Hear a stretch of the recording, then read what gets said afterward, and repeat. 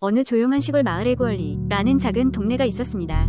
이곳은 한적하고 평화로워 보였지만 오래된 주민들 사이에서는 밤이면 이상한 일들이 일어난다는 소문이 돌기 시작했습니다. 특히 마을 한가운데 자리 잡은 오래된 폐가에 대한 이야기는 흉흉한 전설처럼 전해져 내려왔습니다. 이 집은 1920년대에 지어진 것으로 한때 이 지역에 부유한 지주가 살았다고 합니다. 그러나 지주의 가족은 어떤 끔찍한 사고로 인해 그 집에서 모두 사망했다고 전해집니다. 그 이후로 그 집은 버려졌고 오래도록 관리되지 않은 채로 남겨져 있었습니다. 이상한 일은 그 집이 비어있는 동안부터 발생했습니다. 마을 사람들은 밤만 되면 그 집에서 희미한 불빛이 샌다거나 창문 틈 사이로 누군가가 사람을 보고 있다는 느낌을 받는다고 했습니다. 때로는 밤새도록 아이가 우는 소리가 들리기도 했습니다.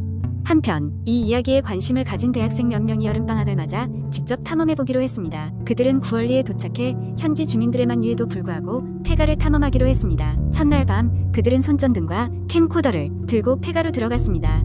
처음에는 그저 낡고 허물어진 집일 뿐이었고 별다른 징후는 없어 보였습니다. 하지만 시간이 흐르면서 그들은 이상한 기운을 느끼기 시작했습니다. 문득 등 뒤에서 발걸음 소리가 들렸고 춥지도 않은 날씨에 소름이 돋았습니다. 가장 용감한 친구는 2층에 있는 다락방으로 올라갔고 거기서 오래된 일기장을 발견했습니다. 일기장은 집주인의 딸이 쓴 것으로 그녀의 삶의 마지막 순간까지 자세하게 기록되어 있었습니다. 일기에는 그녀와 그 가족이 겪었던 불행하고 기이한 경험들이 적혀 있었고 집안에 무언가 어두운 존재가 있다는 내용이 담겨 있었습니다. 그녀는 가족들이 점점 이상해져 갔다고 쓰여 있었습니다. 소녀의 마지막 글에는 그가 오고 있다라는 문장이 반복되어 있었습니다. 그 일기를 읽으면서 학생들은 그 집의 기운이 점점 더 불길해지는 것을 느꼈습니다. 그때 갑자기 창문이 스스로 열리며 강한 바람이 일었고 그 바람 속에서 그들은 아이가 우는 소리를 똑똑히 들을 수 있었습니다. 공포에 질린 학생들은 서둘러 그 집을 빠져나와 마을로 돌아왔습니다. 하지만 그날 이후 그들 중 한 명이 악몽에 시달리기 시작했습니다. 그는 꿈속에서 자신이 그 폐가의 다락방에 갇혀있는 것을 봤습니다. 매일 밤 같은 꿈을 꾼 그 친구는 점점 건강이 나빠졌고 이상하게도 매일 아침마다 몸에는 이유를 알 수 없는 멍과 긁힌 자국이 있었습니다. 결국 친구들은 다시 한번 그 폐가로 돌아가서 이 저주를 풀 방법을 찾아보기로 했습니다. 그들은 어떤 초자연적 현상에 대해 알고 있다는 무당을 찾아갔습니다. 무당은 그들에게 그 집안에서 떠돌던 어두운 존재의 정체를 밝혀주었습니다. 그것은 바로 집주인의 타묵과 끔찍하게 죽어간 가족들의 원한이 만들어낸 괴물 같은 존재였습니다. 그녀는 학생들에게 특별한 의식을 통해 그 존재를 달래야 한다고 했습니다. 그렇게 해서 그들은 무당 의지시에 따라 의식을 준비했습니다. 의식이 시작되자 알 수 없는 힘이 그들을 휘감으며 어떤 환영을 보여주었습니다. 그곳에는 웃고 있는 아이와 슬픈 얼굴에 가족 그리고 어딘지 모를 어두운 형체가 있었고 형체는 점차 사라져갔습니다. 결국 의식이 끝나고 그 친구의 악몽도 멈췄습니다. 그 후로 그 친구들은 2번 다시 구얼리에 가지 않았고 그 폐가는 영영 도발자 없는 고요한 장소로 남았습니다. 구얼리의 전설은 계속 전해졌지만 더 이상 그 집에서 기이한 소문은 들리지 않았습니다. 그러나 간혹 아직도 밤이 되면 어두운 길목에서 아이가 우는 소리를 냈다는 이야기가 들려오곤 했습니다. 두 번째 이야기, 나는 대학 시절 작은 시골 마을에 살고 있었다. 마을에는 오랜 역사를 자랑하는 낡은 초등학교가 하나 있었고 그 옆에는 작은 산이 있었다. 산책로는 잘 정비되어 있었지만 사람들은 해가 지면 그곳을 가지 않는 것이 불문율이었다. 이유는 간단했다.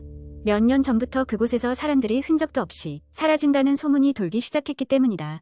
소문에 따르면 산책로를 따라가다 보면 어느 순간부터 이상한 느낌이 들며 주위에 인기척이 없는데도 누군가 지켜보고 있다는 오싹함이 느껴진다고 했다. 이윽고 누군가 뒤에서 부르는 소리가 들리거나 희미한 발소리가 들리면 그것은 절대 돌아보면 안 된다는 것이었다. 만약 돌아보면 사라진 사람들의 대열에 합류하게 된다고 했다. 어느 날 밤 친구들과 술자리를 마치고 집으로 돌아오는 길에 그 산책로를 지나야 했던 나는 술기운에 용감해진 나머지 그 소문에 도전해 보겠다는 어리석은 생각을 하게 되었다.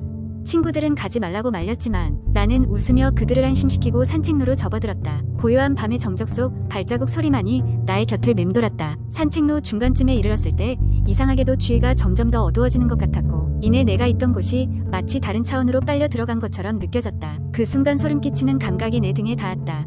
누군가가 나를 지켜보고 있었다. 문득 발밑에서 작고 희미한 소리가 들렸다.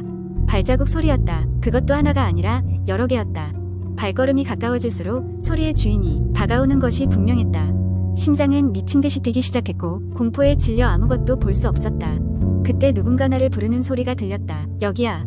따뜻하고 부드러운 목소리였지만 그 안에 알 수 없는 섬뜩함이 숨어 있었다. 나는 그 소리가 어디서 오는지 알기 위해 돌아보려 하다가 문득 소문의 이야기가 떠올라 고개를 돌리기를 멈췄다. 뒷걸음질 치며 나는 최대한 빠르게 산책로 초입으로 돌아가기 시작했다.